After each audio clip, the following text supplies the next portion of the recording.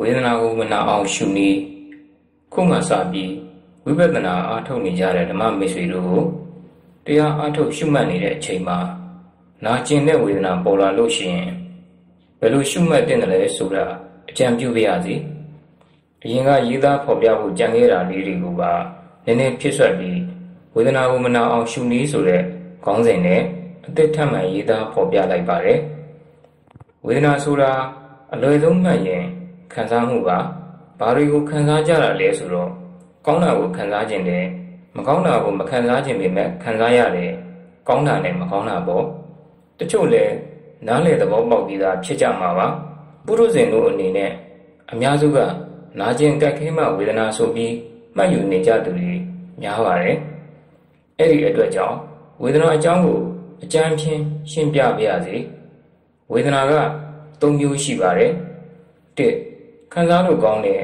ကြိုက်တယ်ပေါ့အဲ့ဒီလိုခံစားတဲ့ဝေဒနာကိုဒုက္ခဝေဒနာလို့ခေါ်ပါတယ်၂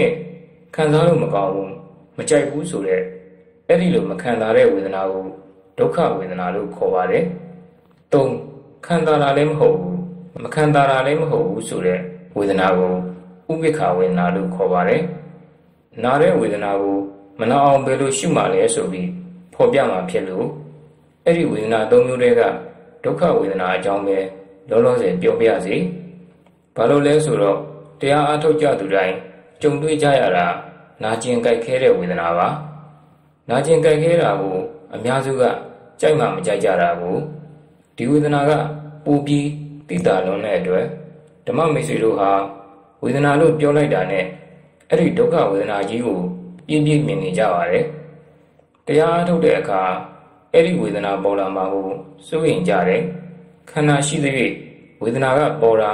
ဓမ္မတာတရားပါမိမိတို့ကိုယ်ွယ်နေတဲ့မြတ်စွာဘုရားရှင်ကိုယ်တော်တိုင်တောင်ပျောက်အောင်လုပ်ပေးနိုင်ပါဘူးကုသပြီးလုပ်ပေးနိုင်တာမြတ်စွာဘုရားရှင်ကိုယ်တိုင်ရှာတွေ့ထားတဲ့မှန်ကန်တဲ့ဗုဒ္ဓတရားတော်တွေကသာအဲ့ဒီဝေဒနာကိုကုစားပေးနိုင်တာပါဝေဒနာလာသေးလားဝေဒနာချုပ်သွားပြီလားဝေဒနာဆိုတဲ့ဒီစကားကိုတရားအားထုတ်ဖို့သူတိုင်းတရားစကားတိုင်းမှာပဲဖြစ်ဖြစ်အချင်းချင်းတရားဆွေးနွေးကြတဲ့အခါမှာပဲဖြစ်ဖြစ်တရားနာကြတဲ့အခါတွေမှာပဲဖြစ်ဖြစ်အမြဲကြားရတဲ့စကားလုံးဖြစ်နေပါတယ်နာကျင်တာကိုပဲဝေဒနာလို့သတ်မှတ်ကြတာကိုလည်းအပြစ်လို့မပြောလို့ပါဘူးခုနပြောသလိုနာကျင်တာကထင်ရှားနေတာကိုတချို့ကကျွန်တော်ဗျာနေ့စဉ်တနာရီအချိန်မှန်မပြတ်မကွက်တရားအထုတ်ဖြစ်ပါတယ်အခုဆိုကျွန်တော်မှဝေဒနာဆိုတာမရှိတော့ဘူးတဲ့တချို့ကြပြန်တော့ကျမဝေဒနာချုပ်သွားပြီအရင်ကတရားထိုင်ကားစားမှာအရန်ကိုတည်ကျင်လောက်အောင်နာပါတယ်ဝေဒနာပေါ်လာလို့မှတ်ရင်းနဲ့အခုဆိုတရားထိုင်တိုင်းအဲ့ဒီဝေဒနာမလာတော့ဘူးတဲ့ဝေဒနာချုပ်သွားပြီတဲ့ဒီလိုရှိပါတယ်ဥမာအနေနဲ့ပြောရရင်လူတစ်ယောက်ဟာအပြေးလေ့ကျင့်တယ်ဆိုကြပါစို့လေ့ကျင့်ကားစားမှာတော့အလေ့ကျင့်မရှိရင်10မိနစ်လောက်ပြေးရင်လည်းမောပါတယ်အမောမခံနိုင်ပါဘူးဒီလိုနဲ့နေတိုင်းပုံမှန်လေ့ကျင့်လာတဲ့အခါကြာလာတော့1နာရီ2နာရီကြာပြေးရင်တော့မှအမောခံနိုင်လာတာကိုတွေ့ရမှာပါဒါကဘာလို့လဲဆိုတော့အလေ့ကျင့်မှာဒီလိုပါပဲတရားထိုင်ကားစားမှာအလေ့ကျင့်မရှိတော့နာလာကြိုက်ခဲလာတယ်ဆိုတာမဆန်းပါဘူးဆန်းတာက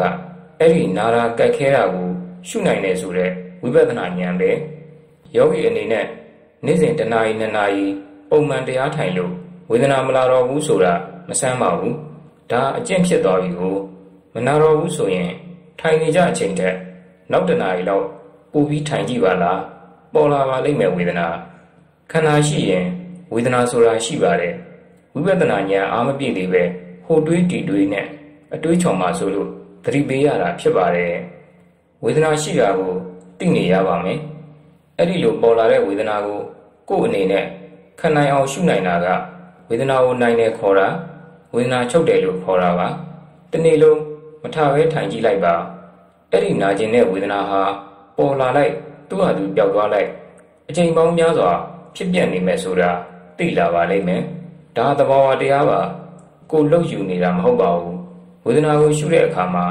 1ဝေဒနာကိုပျောက်သွားအောင်ဆိုတဲ့ရည်ရွယ်ချက်နဲ့ရှုတာရဲ့2ဝေဒနာကိုအပြုတ်တိုက်မယ်ဆိုတဲ့စိတ်ကြမ်းကြီးနဲ့ရှုတာရဲ့3ဝေဒနာကိုသိအောင်ရှုတာရဲ့ဆိုပြီးရှိပါတယ် ပထမနည်းနဲ့ဒုတိယနည်းကပယ်ရမယ့်နည်းပါဝေဒနာကိုပျောက်ချင်တဲ့စိတ်နဲ့မရှုပါနဲ့သူများတွေဝေဒနာကြောက်သွားတယ်ပျောက်သွားတယ်ဆိုရင်ကိုယ်လည်းပျောက်ချင်ချုပ်ချင်တယ်အဲ့ဒီစိတ်နဲ့ရှုရင်မှတ်ချက်တိုင်းမှာဝေဒနာပျောက်ချင်တဲ့လောဘပါနေတယ်ဒီဝေဒနာပျောက်ချင်စိတ်ကြီးနဲ့ရှုနေတော့လောဘဖြစ်နေမှာပါပဲတချို့ကြတော့လဲ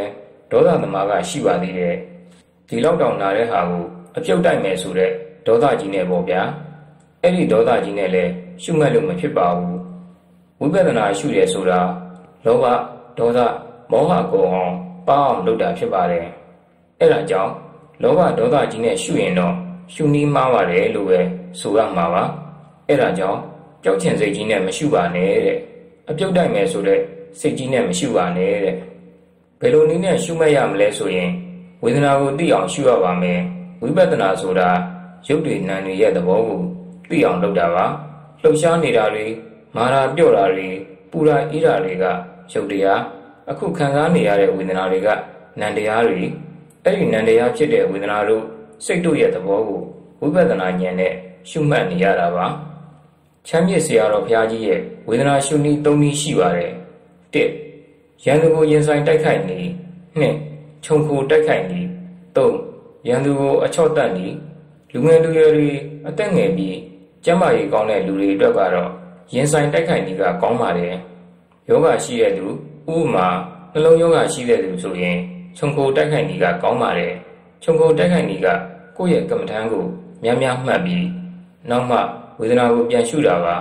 ဒါကခြုံခိုတိုက်ခိုက်နေပါအင်မတန်တက်ကြီးတဲ့ပုဂ္ဂိုလ်ကတော့မှတ်နေကြပင်တိုင်းကမ္မထမ်းကိုအကြာကြီးမှန်မခံမရနိုင်နာကျင်လာရင်ထိုင်တဲ့ပုံစံလေးကိုအသာလေးပြင်နောက်မှဝေဒနာကိုရှုအဲ့ဒါချော့တတ်နေပေါ့ရင်ဆိုင်တိုက်ခိုက်နေဆိုတာဝေဒနာအပေါ်စိတ်ကိုတဲ့တဲ့မတ်မတ်ထားပြီးနားတဲ့အပေါ်စိတ်ကိုတဲ့တဲ့ထားပြီးထိုင်ရထိရနားတယ်လို့စူးစူးဆိုင်ဆိုင်မှန်နာရာကျင်နာတွေကိုစိတ်ရှိရှိနဲ့တင်းကြီးခံပြီးမှတ်တာပါပေါ်လာတဲ့ဝေဒနာတွေကဒုက္ခသစ္စာဖြစ်တဲ့အတိုင်းမှတ်နေတာကမဂ္ဂသစ္စာအပေလေးပါမကြောက်အောင်လို့ဒုက္ခသစ္စာကိုသိဖို့အတွက်ဝေဒနာကိုရှုမှတ်တာကပိုပြီးထိရောက်နိုင်တာဖြစ်ပါတယ်ဝေဒနာတတိဆိုတာနာရင်နာတယ်လို့မှတ်တာတတိအားကောင်းလာတော့ဝေဒနာတမာတိဖြစ်လာပါတယ်ဝေဒနာနဲ့တမာတိဘောင်ချိန်လိုက်ရင်ပညာပေါ်လာပါတယ်ဒုက္ခဝေဒနာကိုကြော်လွန်အောင်မမှတ်နိုင်လို့ရှိရင်တော့တရားထူရဖို့တော်တော်လေးကျင့်ယူရမှာဖြစ်ပါတယ်ရင်ဆိုင်တိုက်ခိုက်နေကတော့မြန်မြန်ဆန်းဆန်းတရားသဘောတွေမြန်မြန်ပိုသိတာပေါ့နော်အဓိကနာလာတဲ့ဝေဒနာကိုသဘောပေါက်ဖို့အရေးကြီးပါတယ်ပထမဆုံးအနေနဲ့ယောဂကြောင့်နာရလားဝေဒနာကြောင့်နာရလားဆိုတာကိုကွဲပြားအောင်ကြည့်ရပါမယ်ကိုယ်ထဲမှာနာရာကျင်တာကြိုက်တာခဲတာအဲ့ဒါကယောဂပါအဲ့ဒီကိုယ်အနာယောဂကိုအကြောင်းပြုပြီးတော့စိတ်ထဲမှာမခံတာကတော့ဝေဒနာခံစားချက်ဖြစ်ပါတယ်အဲ့ဒီဖောက်ပြန်တဲ့ယောဂကိုပဲနာလာကြည်ရဲ့ဆိုပြီးကြည့်နေရင်သိခံရခက်ပါတယ်စိတ်ထဲမှာရှိနေတဲ့အဲ့ဒီမခံတာတဲ့ဝေဒနာခံစားချက်ကိုကြည်ပေးပါမခံတာတဲ့ဝေဒနာကတက်တက်ယောဂကတက်တက်ဆိုတာမြင်လာပါလိမ့်မယ်အဲ့ဒီမခံတာတဲ့စိတ်ကိုရှုကြည့်နေလိုက်ရင်တော့ကိုယ်မှနာနေတာဟာမဆိုင်တော့ဘူးဆိုတာမြင်လာမှာပါဥပမာသူများဖြစ်တာလေးကိုကြည့်နေရတယ်လို့ဆရာဝန်ကလူပမာကိုကြည့်နေရတယ်လို့ပါပဲကိုယ်ပါရောပြီးမနာတော့ပါဘူးကိုယ်နာတာကြည့်တော့ကြည့်နေရင်ကိုယ်ရောစိတ်ပါရောပြီးနာတော့ပါလိမ့်မယ်မခံနိုင်ဘူးပြင်ကျင်တယ်ပြောင်းကျင်တယ်အဲ့ဒီစိတ်ကလေးဖြစ်လာရင်လေအဲ့ဒီဖြစ်တဲ့စိတ်ကိုသိပေးပါပျောက်ချင်စိတ်ဖြစ်နေရင်လေအဲ့ဒီစိတ်ကလေးကိုပဲသတိထားပြီးကြည်ပေးပါ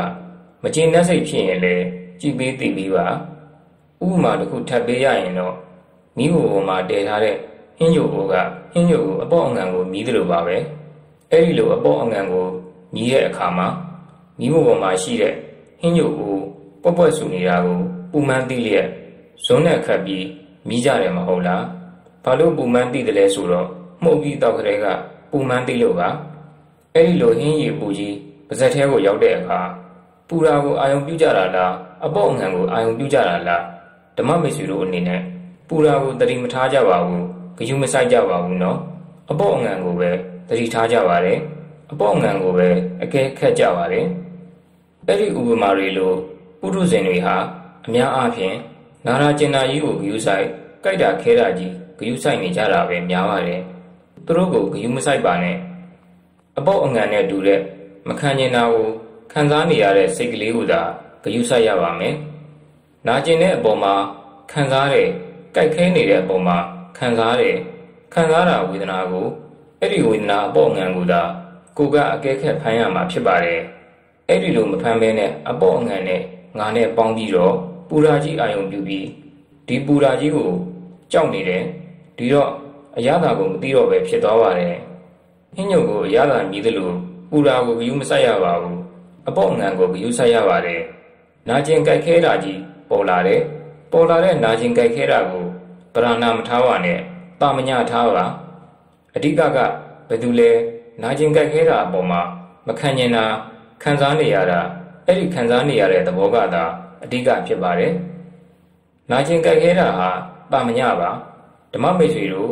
ဝေဒနာခံစားတဲ့သဘောကိုရှုကျင်ရင်ဟင်းရီမြည်တယ်လို့ပဲ